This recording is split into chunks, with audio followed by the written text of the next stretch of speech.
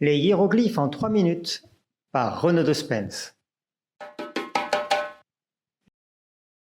Une phrase verbale analytique.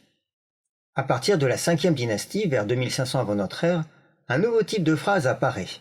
On l'appelle pseudo-verbal ou analytique, car il procède par décomposition, avec une construction sujet en premier, puis préposition, puis verbe à la forme infinitive.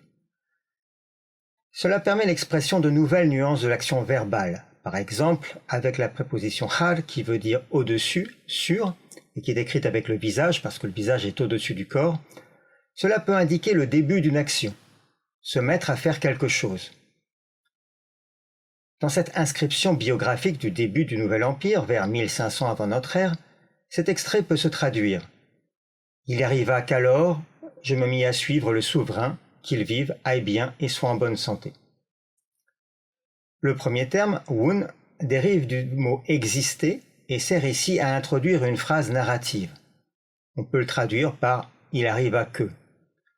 Le deuxième mot, r, vient d'une onomatopée qui ressemble un peu à notre plouf.